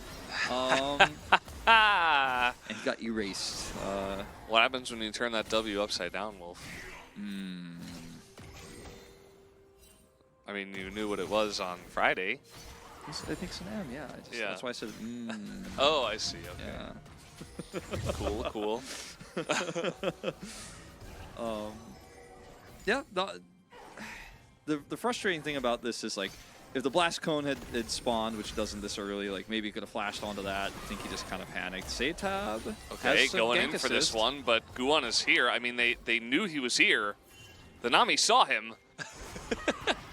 As Guwon is still going for this one. He's over the wall, but now there's a Sejuani in this one. They're just going insane. As, okay, Roamer will survive the Yone ult. Hits nothing, but it doesn't matter because it gets him into position and takes down Sponge. Heals traded. Okay, very long, extended fight here in the mid lane. Who says we have to 3v3 bot every game? We could make it a 3v3 mid game. This time it's personal. Okay, well, Juro rotates over, heals there. They have just enough damage to go through. This is flashless, of course, on the Wukong. Then he pulls this off. And now, money over here on the side of HLE. These are the kinds of trades you want to be avoiding as the Gnar, but the wave is in an awkward spot. As soon as he takes the bad trade, he's going to shove it in. Look for a back timing here, it looks like. You know, if you look at Clear's name, kind of like from the side, it kind of looks like Gnar. Not seeing it. Really? Like the CLE kind of can look like GM, you know? Okay, well, this fight is really nice heal from Duro. Rooster roams down, whatever. Rooster's flash is down also after this. Nice little bubble. Lure is probably dead here. It doesn't even look like he... Okay, he's going to flash late. Not what we like to see there, but a good capitalization from DRX this time. Yeah, Duro also having to flash. Had no heal to help give the speed up there to Lure, so I think Lure kind of perhaps forgetting about that, expecting that he's going to have that extra bit of movement speed to get into the wall so he can zoom out of there, but does not happen. I see what you're saying with the C, like, connected to the L, kind of. Yeah, it kind of makes the capital G. Yeah, And then the E, bit. if it's like a little blurred, it's kind of like an N. I mean, I'm just trying to... I'm your co-caster. I can't make you look bad, so I'm just going to say yes. Yeah, it makes sense, yeah. Yeah, no, I see it for sure. I'm winking at you, chat. You know, I'm definitely crossing my fingers under the table. I mean, no, yeah, totally. Hanawa Life finding themselves pretty significantly behind in gold here, but the gold they do have is on the Yone. And DRX, if they give this Drake up right now, which it looks like they are prepared to do because they're completely in no man's land, they want to trade this for Herald. This could be very problematic because I think Hanawa Life Esports, if they rotate quickly enough, can contest Herald. Rooster has ult. Well, they're not going to commit. Just a little bit slow on this one. And this is, I think, in a lot of ways, really a better trade for Hanawa Life Esports because where are you going to get money with this Herald? Also, Luric's going to get a free plate while you commit everything topside. So Zeri gets gold bottom. You're going to drop this top onto a Yone that you can't dive. You shouldn't be able to. Who did this in LCK just yesterday? With the 5-man Herald top? Yeah, the lane swaps, and then the Herald top to give it to the AD carry. It was a Zeri. I think it was... It wasn't KT. It was no, one of it was the teams the previous. in the first it was the first series. I guess We've it was cast so many Hanawa games. Life Esports, right? Because unless it was Live Sandbox. No, I think it was Sandbox. I think you're right. I think it was Sandbox. Anyway, yes, we discussed this at length yesterday. Herald not dropped, by the way. Again, Yone is so difficult to dive here. They can't trick him with the lane swap. We'll lose a little bit of farm here, and he does not have teleport, so this is a smart move, but I think this one is not going as successfully as the last. Remember, Lure got plates bottom side too. Lost some CS, no doubt, and so did Rooster, but the 5 minutes of time that HLE buy with this Drake itself alone makes me feel pretty good about their current game state. Yeah. Even down 700 gold. And it looks like DRX's bottom lane is going back to the bottom lane, as is Hanawa Life Esports' bottom lane. Reading the re-swap. I think it was a Cassante that did the swap with the Zeri last time. That was the top laner. Probably? It's a lot. It's probably a pretty high chance, yeah. I think it's a lot trickier to pull this off with an R2. Uh-oh, Piero. Oh no, not like this. He might be okay, actually. There's not a lot of damage. He just flashed away. And it didn't look like Hanawa Life Esports really wanted to commit to that just because, of course, Sponge was right there, and so was the Azir Satap, so he's just going to get away. They get his flash and his heal. Yeah, Roamer doesn't commit the ult. I think he probably would have still lived, even if the ult goes off there, but that's what I'm just saying is Roamer realizes like they can't actually kill him, and they're happy with the flash. Lure going to get heralded here, and there is no ult for this Wukong, so he needs to be very respectful. No level 6 for Duro either. Yep. Surprised they actually don't try to force this even further. Force a flash. I mean, the flash is actually already down for Duro still from that previous engage. I think they could have pushed the envelope further, Valdez, but yeah, better safe than sorry is what they think. Roamer was roaming down to the bottom side, so maybe they just were like, well, if we dive, maybe the Cinder gets here faster. Both mid laners had TP, so there was like potential to make some plays, but either way, it just means we're chilling. Still no more kills after this. Top lane has evened out a bit. Do you think that, like, I want to get your take on this because right now I'm very confident in the capabilities of this Hanwha roster. Is missing that one could cost Rooster some health. Do you agree that you think Hanwha has not taken enough damage here in this early game and is in a really nice spot, or do you kind of feel like Lucian's about to hit Gale Force soon, this game's about to turn on its head on this next Drake fight, like DRX are going to contest? Because I'm not ready to trust that DRX are actually going to pull this one off on this upcoming fight here in 70 seconds. Like I'm really feeling like the gold graph is telling a lie. Early. It does feel a little bit early for them. It still feels like the game is even enough that I think it's just going to come down to execution on this fight. But certainly their spike for Lucian is right around the corner, but so is Roamer's. Only thing about Roamer is that he's actually going Rod, which is not a Syndra item. That's not very normally someone check him PCN game. Maybe he's going Abyssal Mask? No, I don't think so. JK? He's definitely going for the Rod, but this is a really big time for DRX to force this fight. Like, this is the fight they didn't force and couldn't force last game. They've got a Zero ult. They have Sejuani ult. Gnar with TP. You know, there's so many ways this goes their way. And I think Hanwha are willing to give it up because they have that extra Drake buffer, but I think DRX can't fall into their trap and play their games. Like, right now, Gnar coming up here topside is fine because he does have TP. But they need to be starting this Drake up, like, right now. Clear that bottom wave and go in, because if Hanwha get more money for Rooster and then he decides he wants a TP mid and Hanwha get plate gold top for Yone and get this Drake and have a 2 Drake lead for the Zeri comp, that's when we're in a similar situation to game 1. It feels really bad. Clear's getting in there, and ult away. That is going to be just ready to go, even after he is put in the wall, of course. And now, DRX going to start this up as soon as they possibly could. We do see Guan is kind of hanging around here. He could potentially go for this, and even DRX are going to back off of the Dragon for now. Still having it leashed. Not continuing onto it. Lure just trying to keep it leashed for now, as the 2 junglers going to butt heads here. With the Zeri on the opposite side as well, has to go into the clone as they want to follow up. This goes onto the Zeri. Lure is actually fine. He does jump into the ult and has to barrier. But at the end of the day, you know, Hanwha Life Esports not necessarily really able to take this fight, so not sure even why they were there.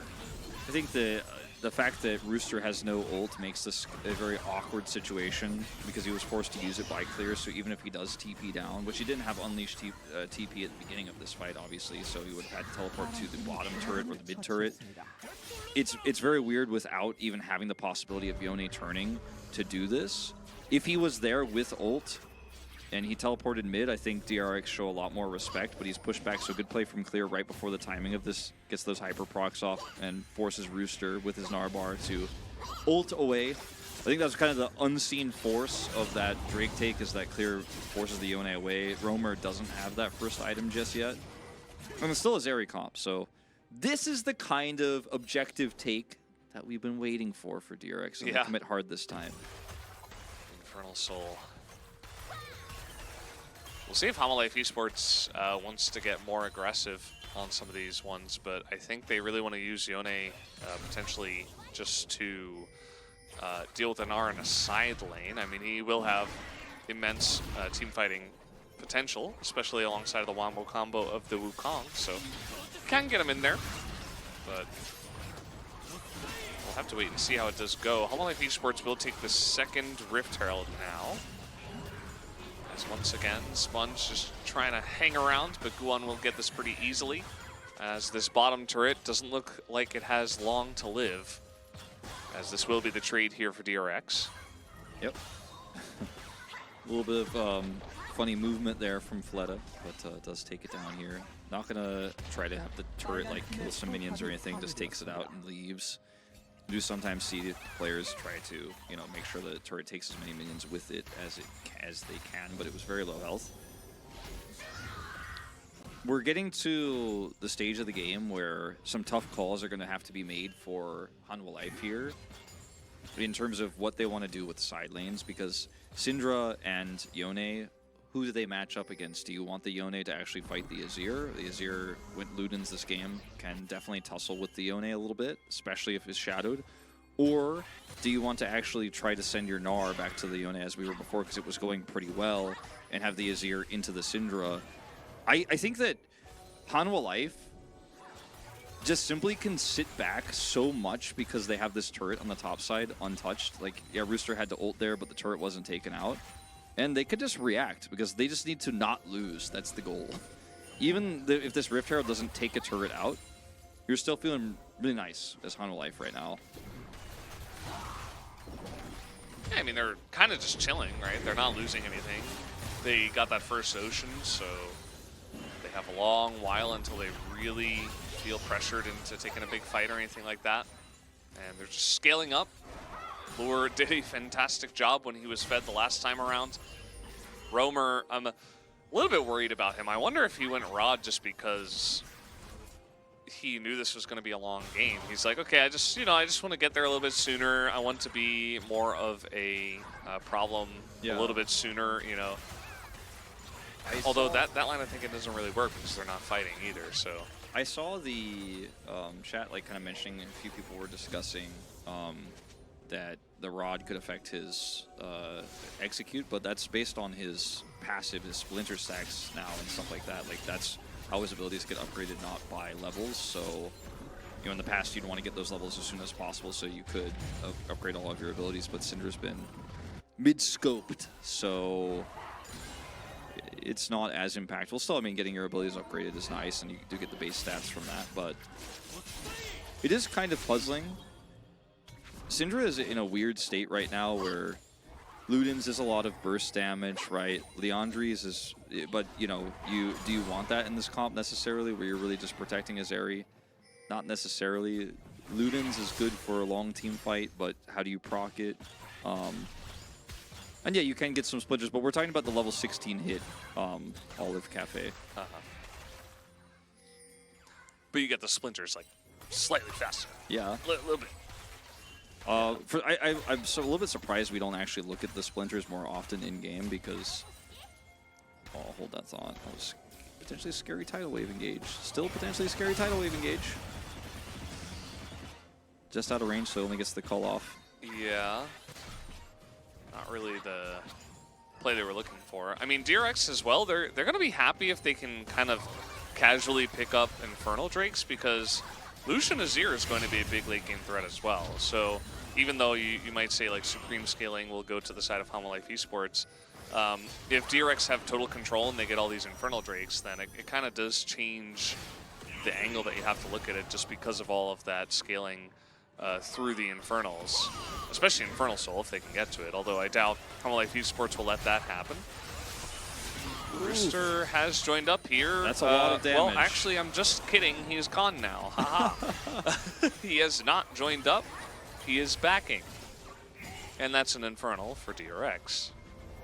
Yeah, it's weird, like, what build do you actually want for Syndra in this game if you're not taking a Rod? They're going back to the kind of conversation because Luden's hard to proc. Or sorry, Luden's not hard to proc. Leandri's hard to proc. Luden's, you don't really need burst damage. Like, Everfrost is ridiculous. Like, I mean, I could see some utility in that, but do you really want that? Tough call. So if you want just the base stats early here, I guess it's fine to go Rod. It's still pretty strong. Maybe would have wanted to get tier with it, so you can go into Seraphs next. It's still early days. Like, it's not standardized yet. That's a fun conversation to have. And nothing that happens in Challengers, nothing that happens in Challengers necessarily has to be the rule by any means. No, that's certainly true. Hanwha Life Esports have a very different playstyle. As I say that, Rooster is going for the execution. Nice flash away, but he flashes straight into Guon, who says thank you very much. Now everybody's trying to collapse onto the Wukong. A massive Scatter the Weak comes in as now Lure's just going to frontline, get CC'd nearly to death. But it doesn't really matter as the execute quite not there. Roamer and the rest of his team will just back away after a very nice look on the kill on the top side. Yeah. Turret goes down too.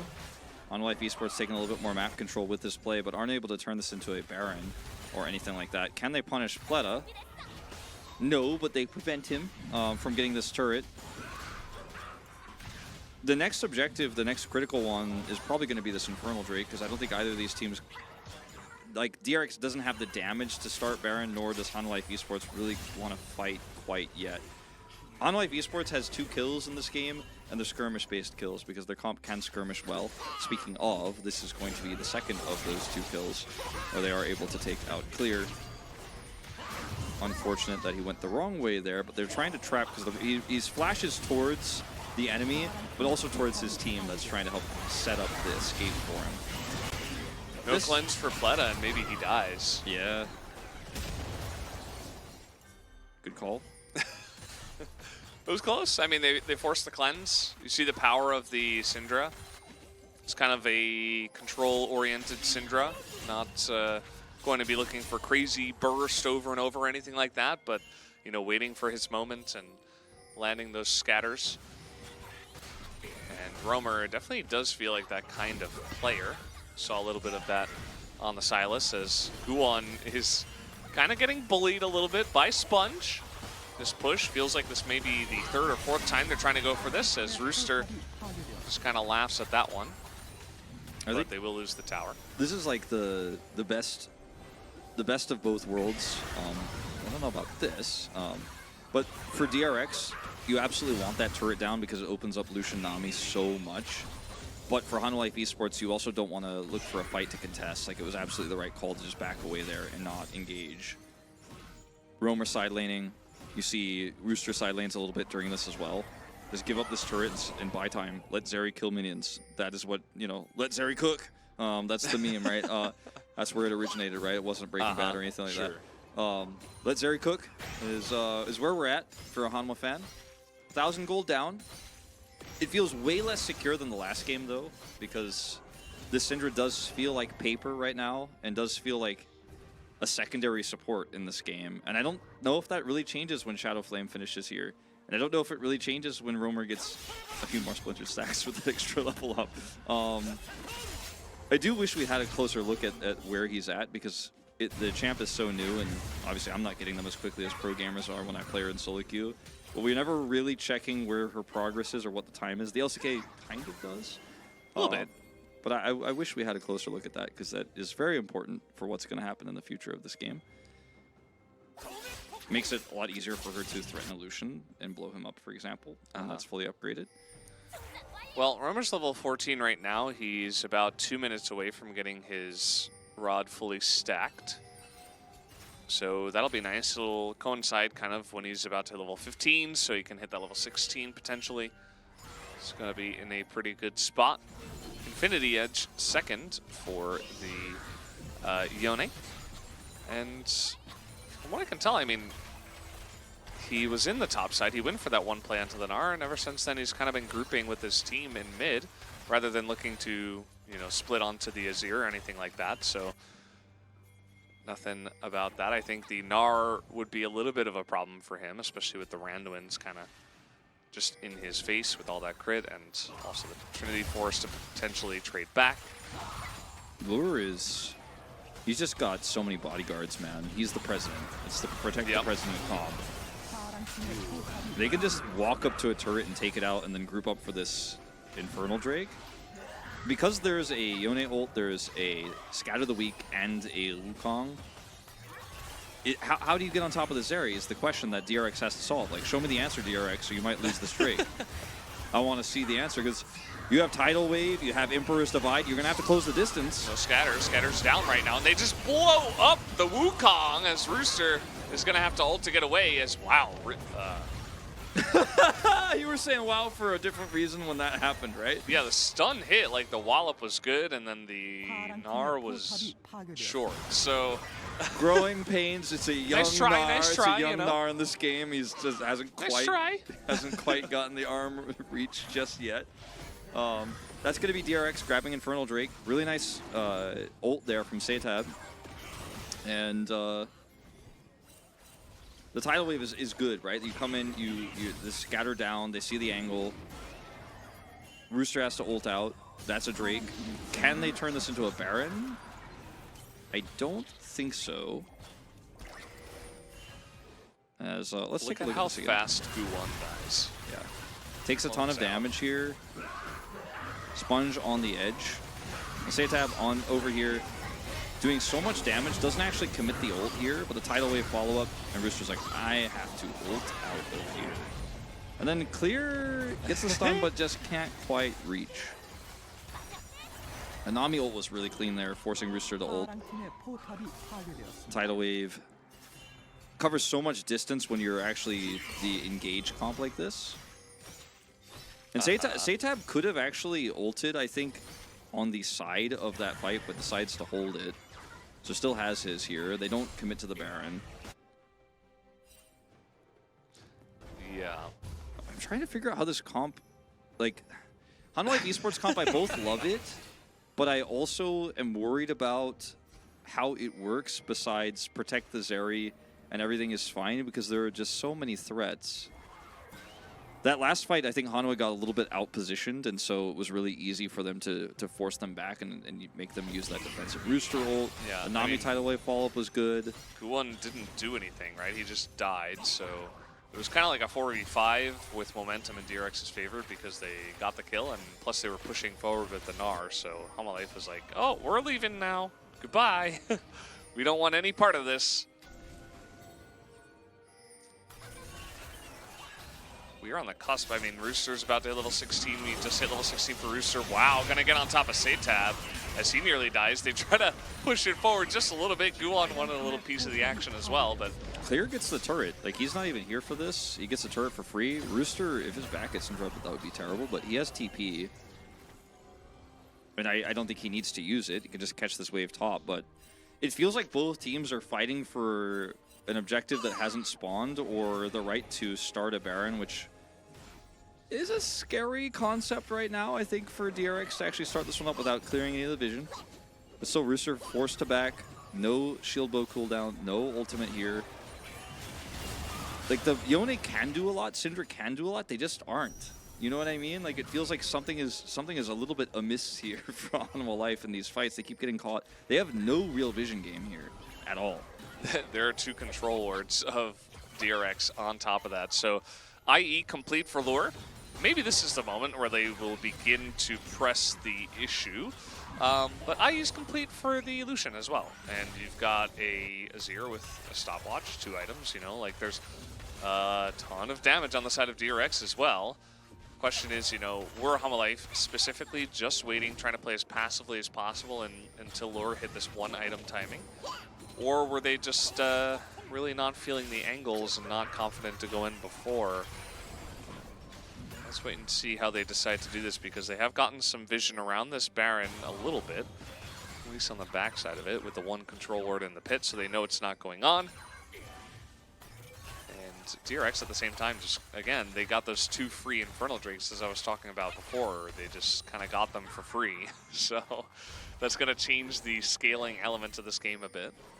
Stopwatches are up for Satab and Fleta now, and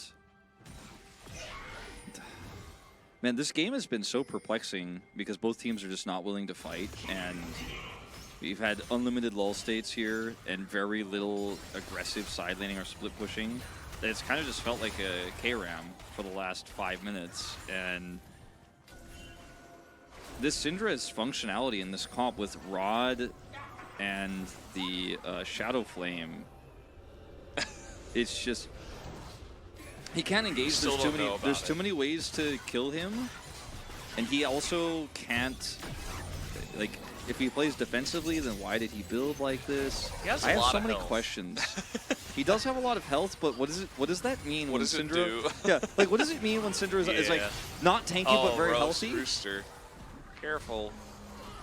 Yeah, she's like, I deal no damage, but I also don't die. Got him. Yeah, I don't know. It's so weird.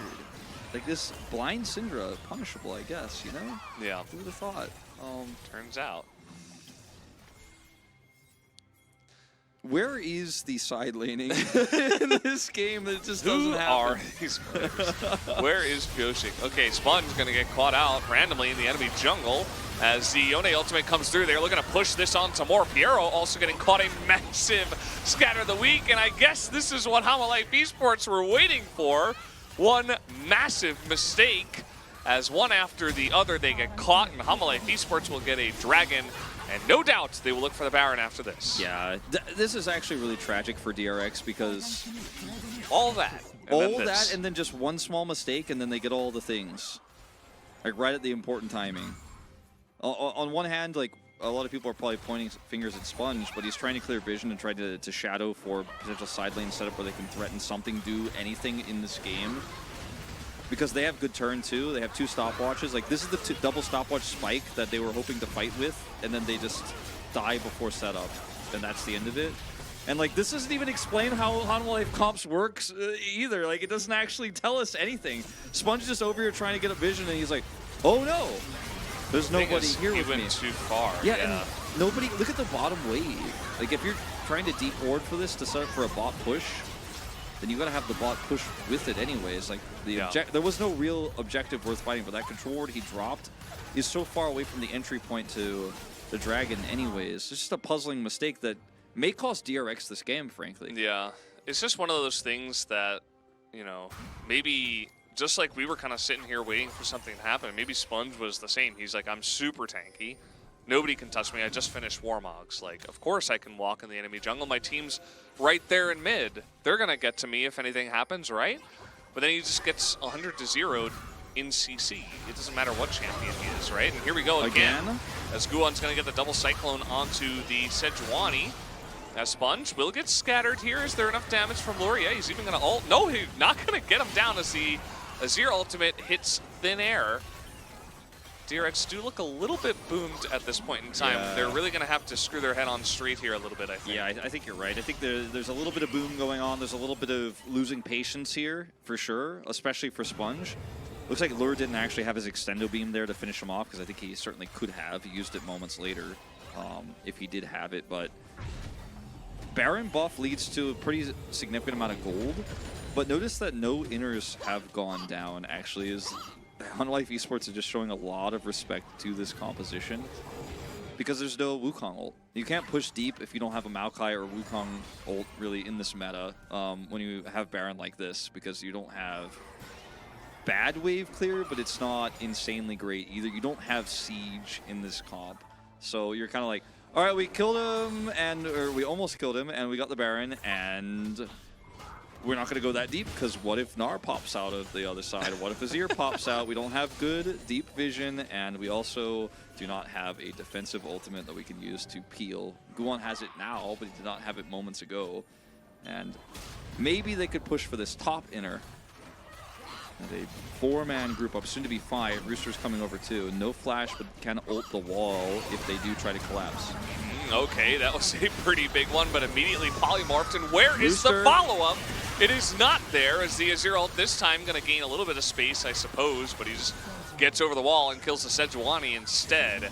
As another couple of big picks, Lure gets a little bit out ahead of his team, as in goes Pleta. He's getting angry now. He's looking for the 2 taps, but again, a little bit of desperation. He is going to get healed on the GA, and he actually did a nice amount of damage to push them away. Yeah, that was actually really important. So he looks kind of silly because he loses his GA, but I think absolutely making those plays was the right... Take me by the hand. Take me by the hand. That's all I want to see. I hope we do get to see that replay, because I want to see the thought process behind Clear's engage there, because he has almost no follow-up, as you pointed out. Rooster is unseen on the map. They don't know where he is, and he could ult in at any time.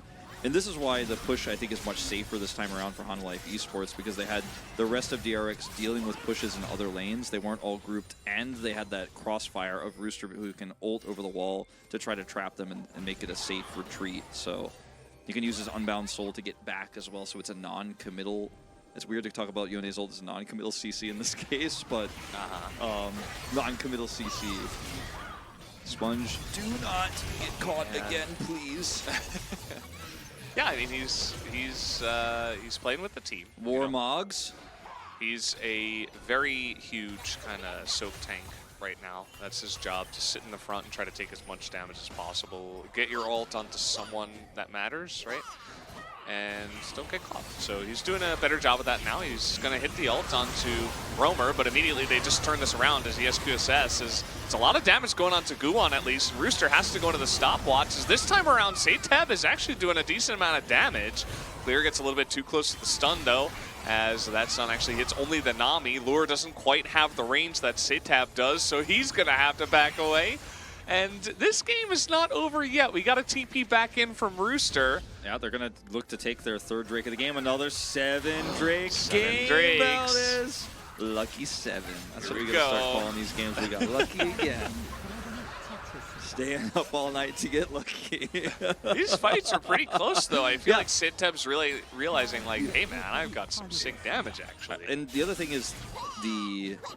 Oh my god, the Syndra does not. She went for Horizon Focus as her third item here. Yeah, I don't know, man. She's just buying random AP items at this point. Yeah, sometimes you just freestyle it. Sometimes you're like, well, no one's ever done this before. Like, there is no right answer. It's kind of like the Ari build, right, where you go for like the cooldown boots and you've got like the Horizon Focus, right? Like it's weird. Okay, here we go. Satab gonna have to go into his stopwatch. Not as Sonya's actually, so.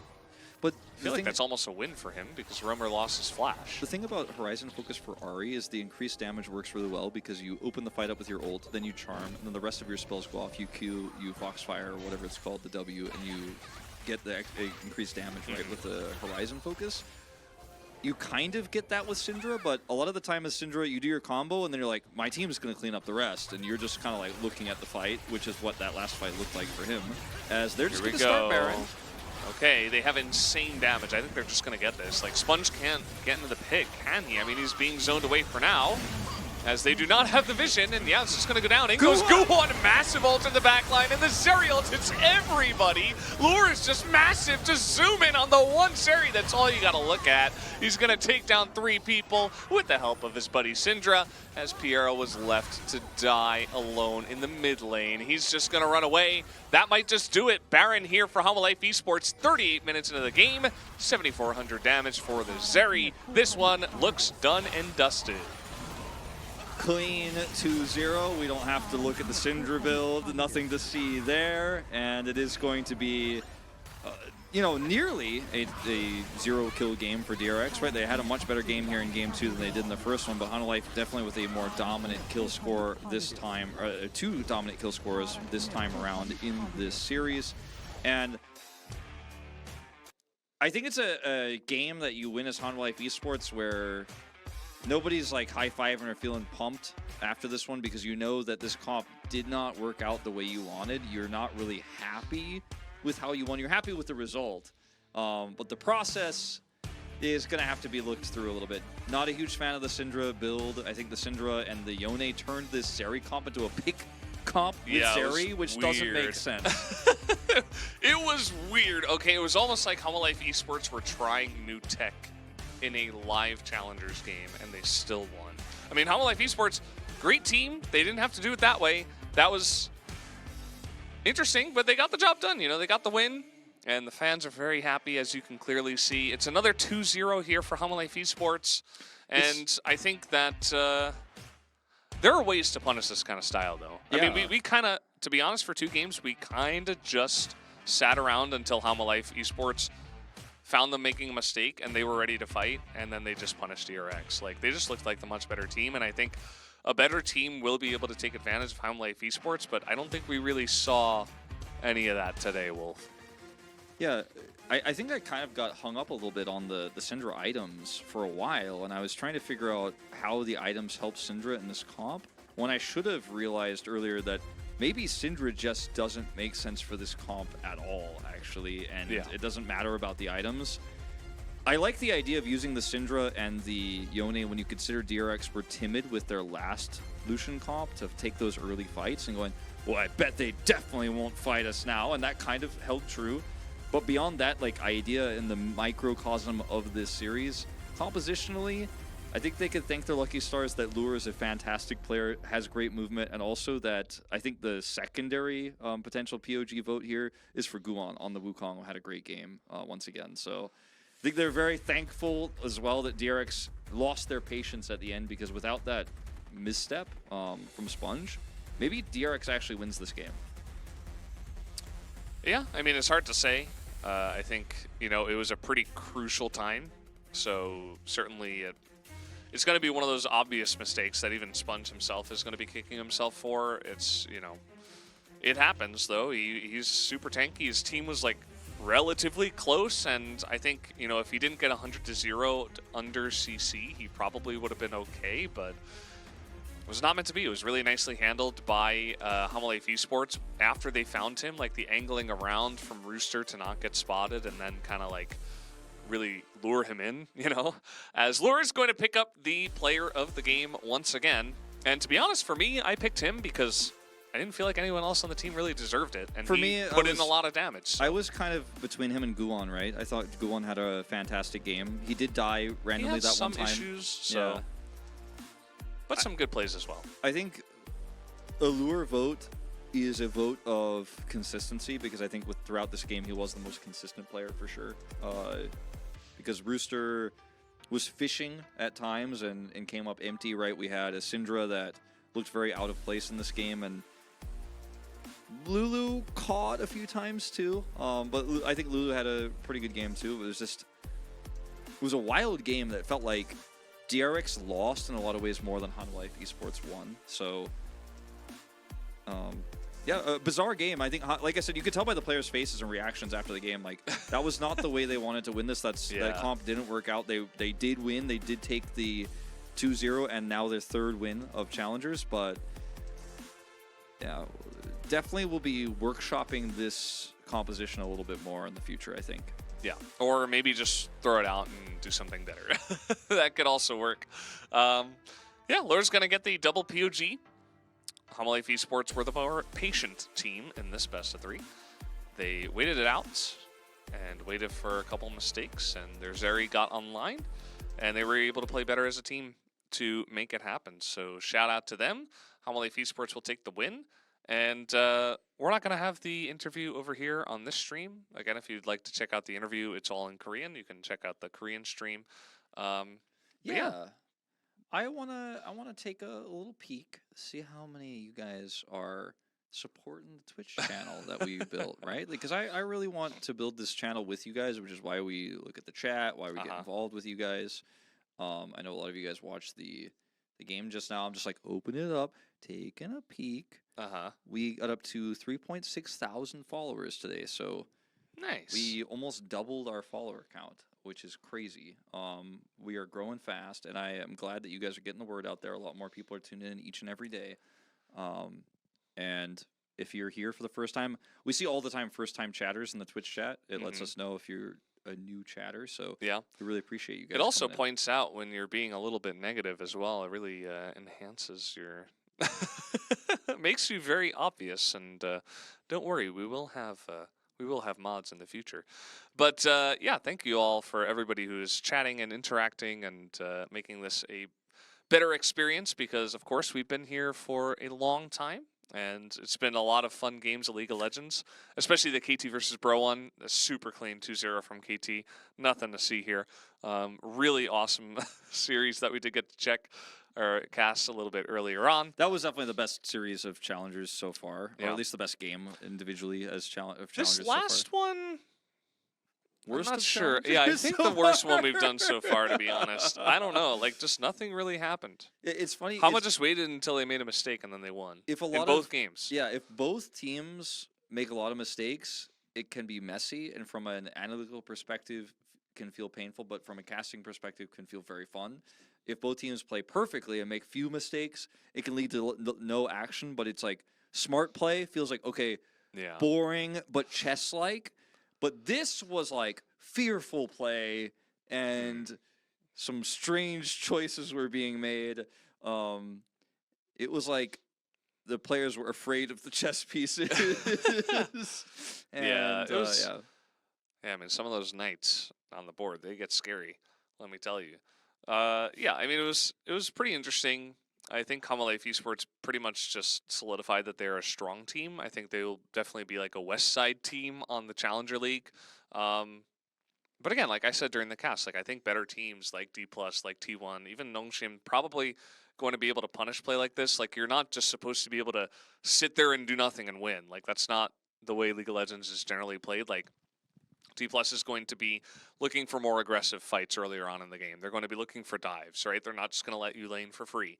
They're going to be looking for ganks. They're going to make more smart rotations if we're talking about like T1 or something. Like Smash might just smash your lane, right? Stuff like that. So Half-Life kind of got their work cut out for them as well. DRX, again, you know, based on what we've seen from some of their other games here in Challengers as well, it's like, I don't know, they look a little bit lost here in this meta. Doesn't feel like they really understand what to do. They look like they're playing really scared, maybe a loss of confidence after their first couple of losses here. So they'll have to maybe kind of bounce off the bottom and, you know, kind of like refigure out where they're going, because as for now, also not too impressive from there, to be honest, because also sitting around and doing nothing and, you know, doing the dinner, as I call it, and losing, that's also not the way to play. It seems like somewhere along the way, DRX lost, obviously some of their players, but lost a lot of confidence. And remember, June has been really touted as a strong shot caller, right, moving into the Kwangdong Freaks, and losing him, I think, may mean that this team feels a little bit headless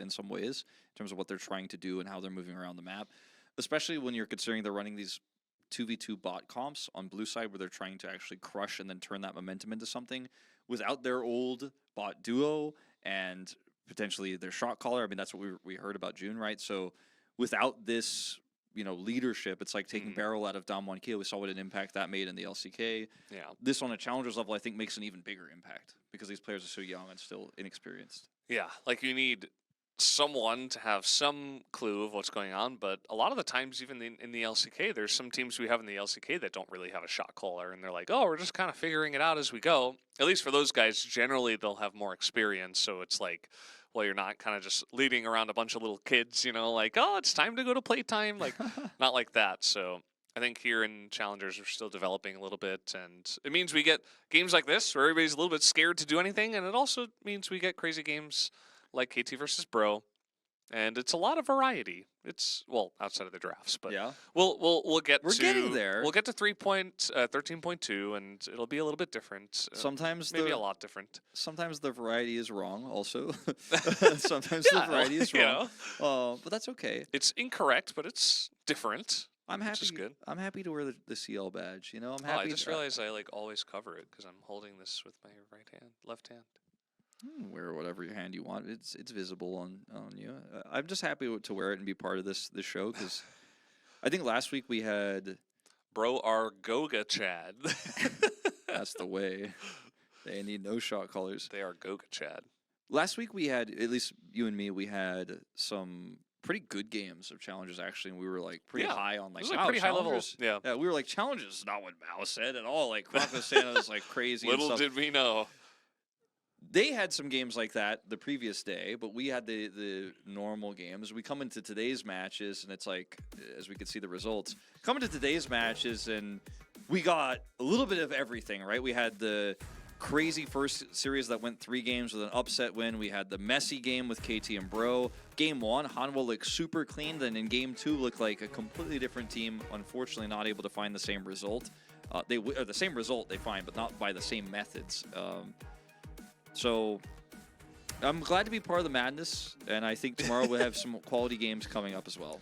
Yeah, I think the madness really helps us understand what's going on here.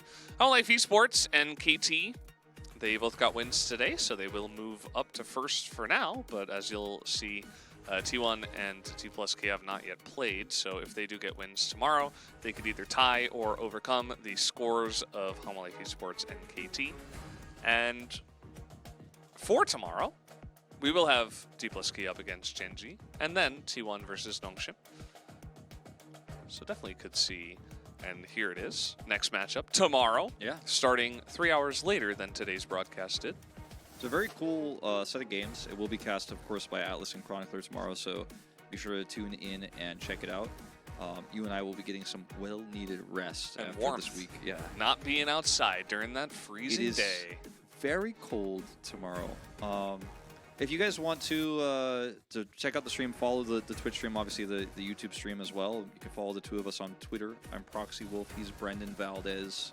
If you guys want to keep up to date with what we're doing, between games and stuff like that. We don't really do Twitter plugs all that much anymore, but I think a lot of people joined this stream kind of casually today because there's not a lot of League of Legends going on in the world at this moment in time.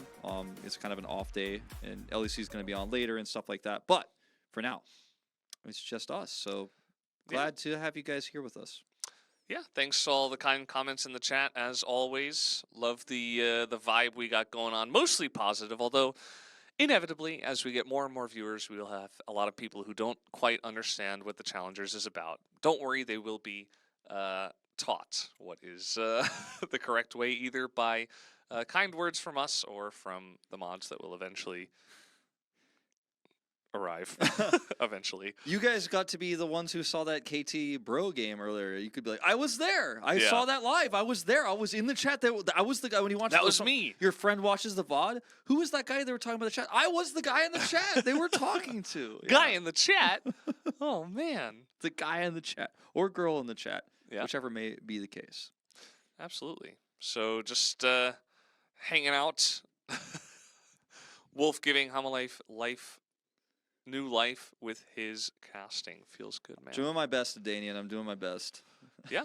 Well, there you go, guys. It looks like we are good to go. So thank you so much for watching. Make sure to watch Challengers again tomorrow. And until next time, see you later.